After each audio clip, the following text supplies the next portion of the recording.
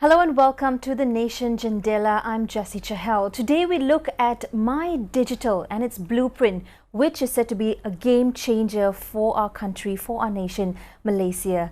And my guest is none other than the chairman of MCMC, Dr. Fadlullah Suhaimi Abdul Malik. Doctor, welcome back. And once again, I look forward to our discussion. We've had a couple of these interviews before, and each time you really were able to answer some of the very important and I guess at this point of time questions that are perhaps on many people's minds. Let's first look at what happened last Friday. That was a launch of MyDigital, the blueprint. As we move forward, why do you believe and why do you think it necessary for the Rakyat to embrace digital economy besides the new norm?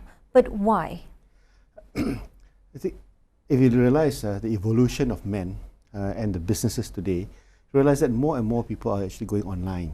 Okay, when you go online, what happens is that the world is your oyster, okay? And if you're not part and parcel of that world, you will be left behind. It's as simple as that. So the only way for us to be part of that whole, if you want, ocean, we need to then embrace the ability to be in that space. We need to be able to swim in that space, and thereof, hence we need to be a lot more digitally active. Of course, we need to be digitally literate, and we must be well connected. Okay, so it's not about I know who, but it's connected into the system. Okay, and hence having something as huge and as impactful as the MyDigital blueprint, it is a way for us Malaysians to then get onto the bandwagon in our own way, but all leading to the same destination. Okay, so perhaps you could further expound on the blueprint itself. Besides its significance, what do we see on the blueprint?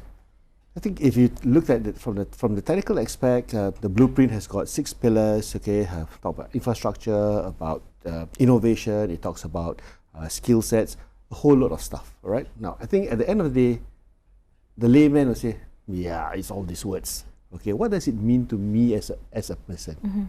Number one, if it says we need to have better infrastructure, what does it mean to would it mean to me as a person?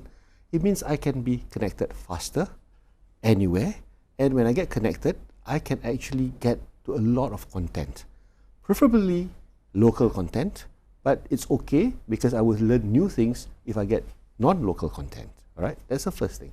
So that's me. And that's when you talk about infrastructure. Then you say, okay, what about skill set?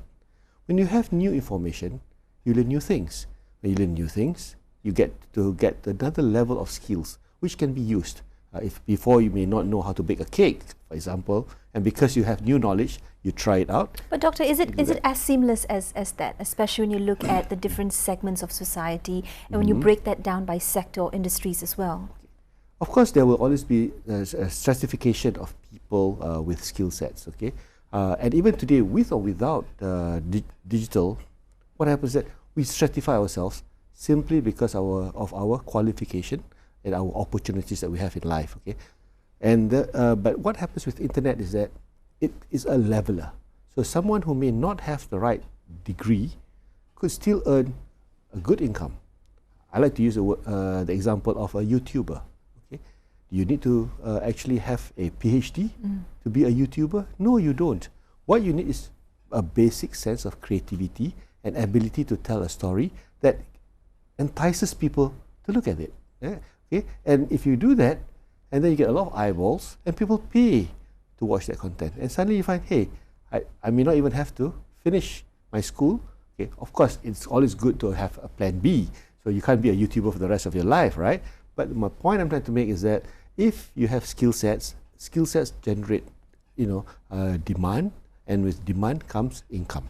Okay, so that is why with digital, all that is all about digital economy, and I'm just talking a small fraction of what the whole digital economy is all about. There's loads of stuff that you can talk about, but I'm sure it will take more than just the 15 minutes that we have. That's right. But of course, as to go back to what you say, it is an ocean and every drop counts.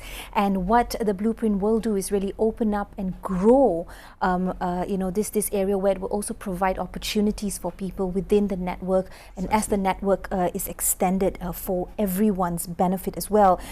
Let's go back to the announcement that was made by the Prime Minister just less than a week ago. it is comprehensive and it is inclusive. But from the layman's perspective, what can we really expect if we could pin down some particular milestones or some particular achievements or deliverables, as they would say? Right. Okay. I think I just take a step back. Okay. People say, okay, what's this blueprint all about? What's MyDigital?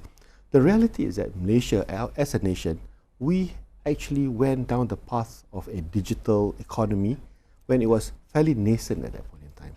In 1987, we had the multimedia super corridor. But don't forget, our jump-off point then was that we were not even ICT savvy. But that was such a flagship Yes, it was a flagship initiative. The flagship was actually what one would call today we would call a pillar. Okay, the flagship of telemedicine. Does it cover the whole of healthcare? Probably not. So only certain facets of healthcare. You talk about the multi-purpose card. It's just one particular thing, but there are a lot of other things that happens. Okay, so we were, if you want, creating the point for the economy to be catalytic within the ICT space. And I'm going to hold you on that note as we take a quick break. Do join us as we come back right here on The Nation Jendela as we talk about the MyDigital blueprint, the game changer for our nation.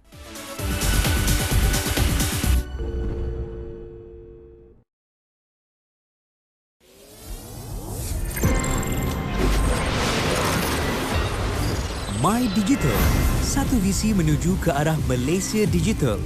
Rangka tindakan ekonomi digital Malaysia bermatlamat membangunkan sosio-ekonomi yang inklusif, bertanggungjawab dan mampan selari dengan wawasan kemakmuran bersama 2030. Dari segi infrastruktur, Malaysia mempunyai 95.3% liputan jalur lebar. Nilai pasaran e-dagang di Malaysia telah mencapai jumlah 16 bilion ringgit pada tahun 2019. Beberapa perusahaan mikro, kecil dan sederhana berjaya meraih manfaat melalui e-dagang. Ini merupakan hasil daripada pelbagai inisiatif dan program kerajaan. Seiring dengan kemajuan teknologi, inisiatif Jendela diperkenalkan. Teknologi 5G akan meningkatkan kualiti sambungan dan capaian untuk semua, antaranya pembelajaran dalam talian. Bagi pelajar yang akan memasuki alam pekerjaan, pengetahuan dan kemahiran digital akan membantu mereka berjaya dalam ekonomi yang baru ini. Hasilnya, ekonomi digital yang semakin rancak akan mewujudkan lebih peluang pekerjaan dan juga kerjaya baharu. Perniagaan akan berkembang. Internet benda, IoT, mendorong perniagaan menjadi lebih inovatif dan produktif. Data raya, blok rantai dan kecerdasan buatan AI adalah antara inovasi teknologi yang mula digunakan perusahaan mikro, kecil dan sederhana. Perubahan paling ketara ialah peralihan kepada kerajaan digital yang lebih cekap dan berpaksikan rakyat.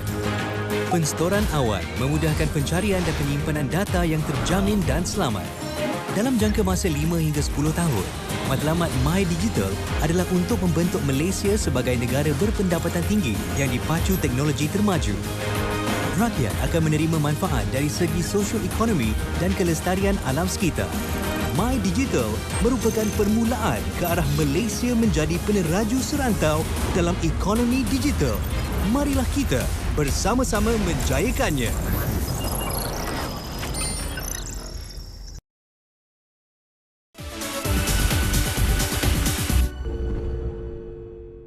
Welcome back to The Nation Jendela. I'm Jessie Chahal. If you've just joined us, my guest today is the chairman of MCMC, Dr. Fadlullah Suhaimi Abdul Malik. We're talking about the MyDigital blueprint, which is said to be the game changer for Malaysia. They talk about the future is tomorrow, but really the future is now, accelerated by, of course, the pandemic. And we've seen that this is, of course, the new norm for businesses, entrepreneurs, everyday people as well.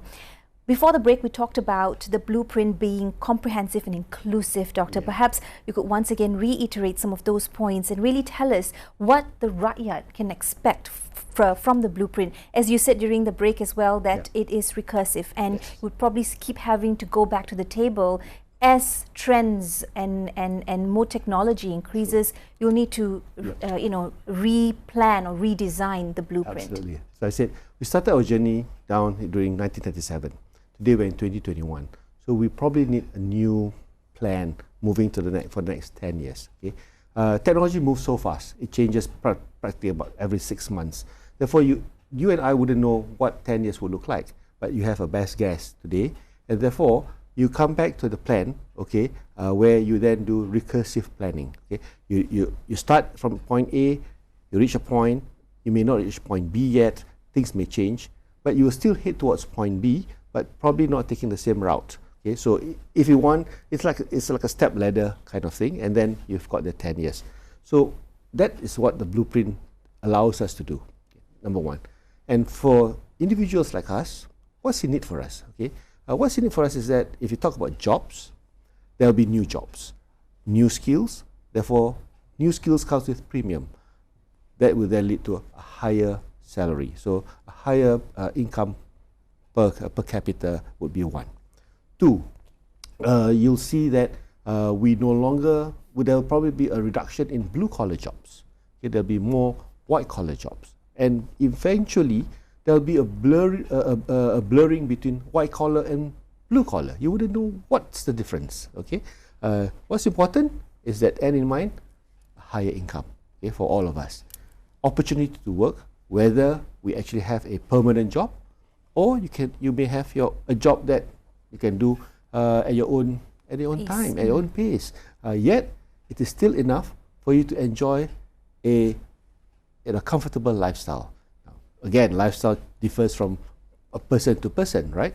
So this is sort of the things that with the digital economy allows you to do a lot of this stuff that you probably read in books, you hear, you watch movies, and you say, hey, what's next? But I think the game changer in this is that we are trying to drive local companies to be global companies. Number two, we want to be a nation of creators as opposed to a nation of users. Okay?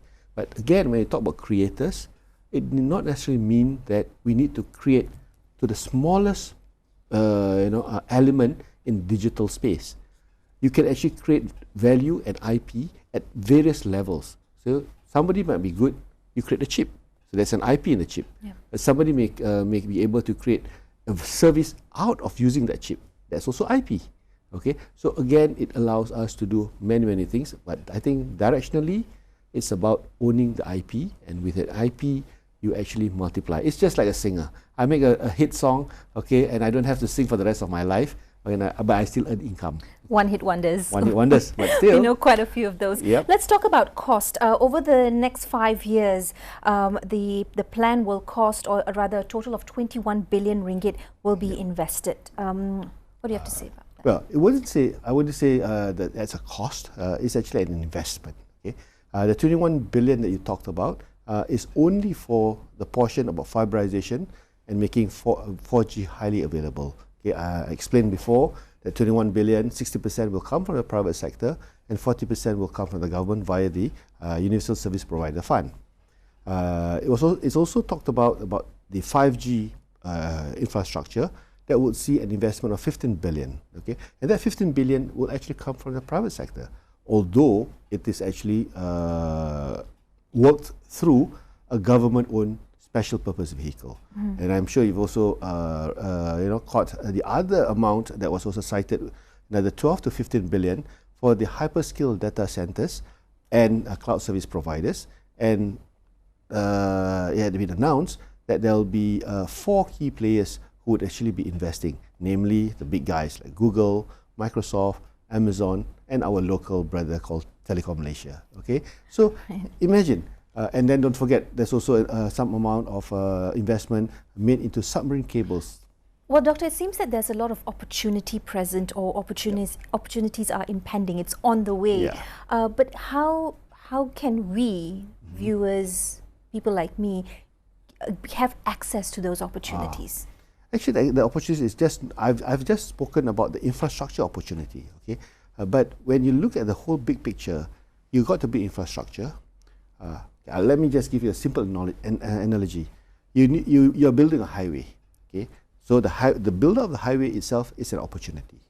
Then you've got the R&R, okay? The R&R is another opportunity. Then at the exchanges, you get hit into towns. The towns flourish. That's another level of opportunity, okay? So when you talk about opportunity, I keep going back to infrastructure, but in reality, the blueprint provides more than opportunities. Multiple facets. So it's all over.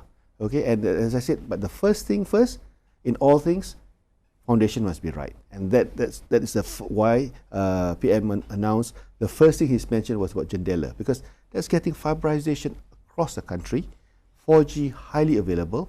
Then we move on to the 5G, which then gives us a different experience, if you want, and then it goes on, it builds up, and every vertical, and agriculture, manufacturing, oil and gas, there are also opportunities within that. Jendela, truly the window to our future and to the highway that will connect us to the world of digital, the opportunities that lay ahead, and a brighter future for each and every Malaysian as well. On that note, we take a quick break. When we come back, more right here on the MyDigital Blueprint on the Nation Jendela.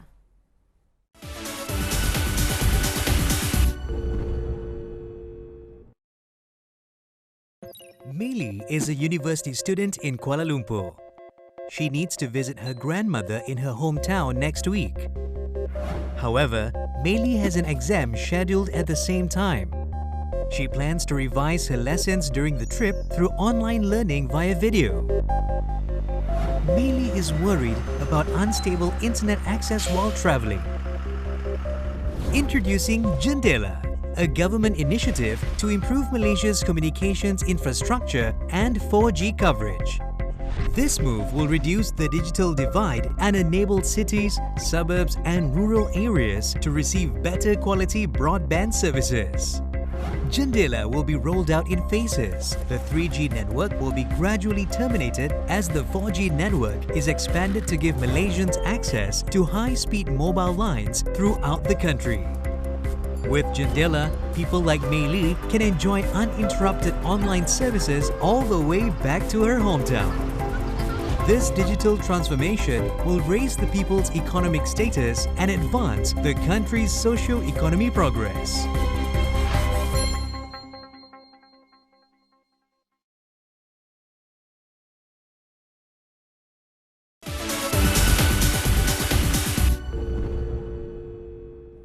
You're watching The Nation Jendela, and our topic for discussion today is the game changer for the nation, for our country, Malaysia, MyDigital Blueprint. It was announced by the Prime Minister just under a week ago, and of course it serves as a national blueprint as we move into a more digitalized nation. Doctor, before the break we spoke about the cost, or as you say, the investment for it, but we also know that the Prime Minister announced a total of 15 billion will be invested in the course of the next 10 years for the implementation of 5G, and this will be done via what we know as a special purpose vehicle.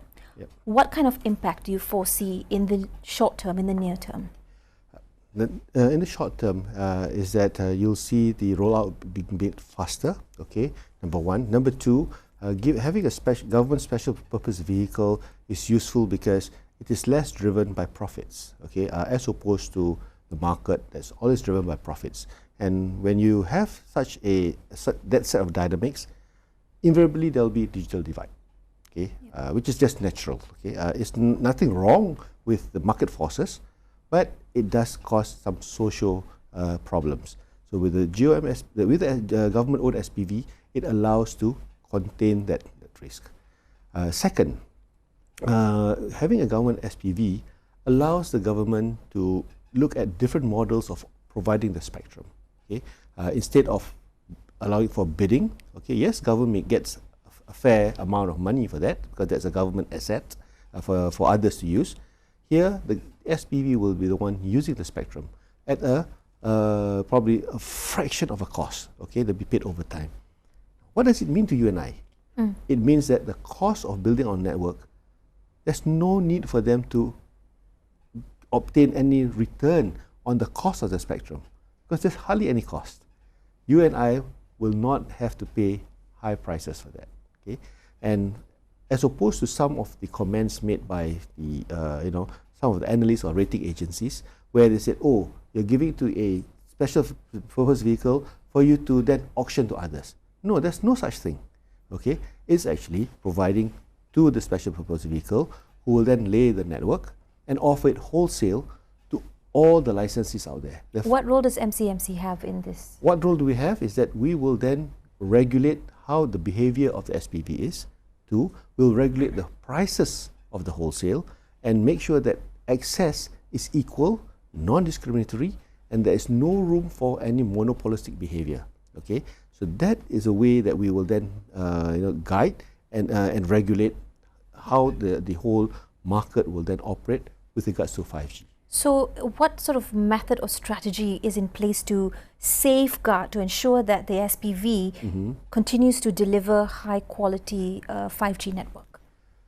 The moment they are licensed, first and foremost, they must be licensed, and they will be licensed. Okay? The moment you're licensed, you will have to comply to technical standards. Okay? And with technical standards comes the quality of service standards, which again they have to comply.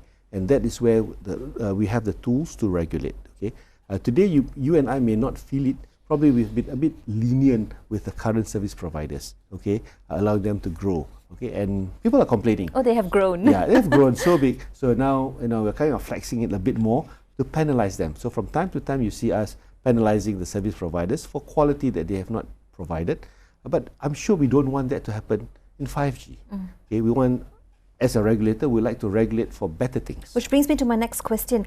How ready is Malaysia for 5G development, deployment, and even usage? For usage, most of the applications are largely in the industrial. Okay? For consumers, it's nothing more than faster internet on a mobile space. Okay? So are we ready? Yeah, we are voracious users of data. So we will say, yes, we are born ready. Okay? The question is, that's vanilla.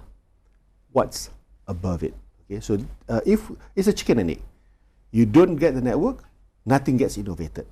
All right. So if you try to innovate and wait for a network, again, it ain't gonna happen. So this is where we say, look, eventually something needs to give, and this approach is more of a supply-driven. Put the network out there, and then more things will then be innovated for greater use of the network. Would you say that the blueprint or the plan overall is highly ambitious? All blueprints must be ambitious, because if you're not ambitious enough, and you lowball your target if you want, you will either achieve the low target, or if you don't achieve, you've only aim only for the top of the tree. Okay, you need to aim for the sky. Okay, yes, it is ambitious, but we are putting a stake out there. And we are all chasing towards a stake. Worst case scenario, out of 10, you don't achieve 10. You achieve 8.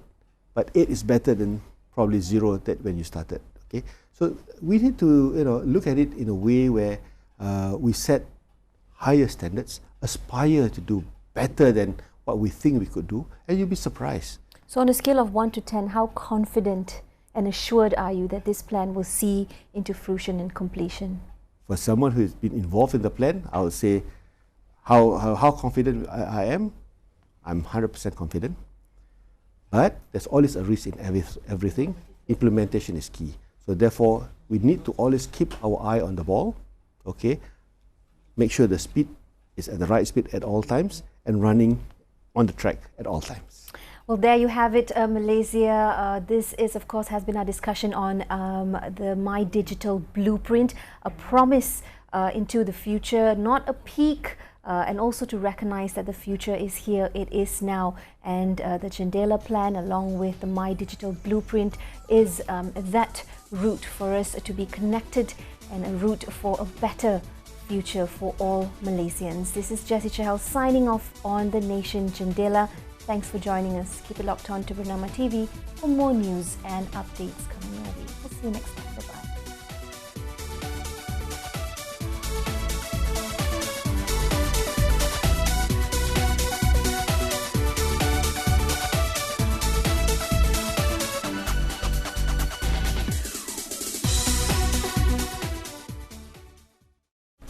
I'm Dr. Fadullah Suhaimi Abdul Malik, Chairman of MCMC. For the latest on the National Digital Network Plan, watch The Nation Jendela every Thursday only on Bernama TV.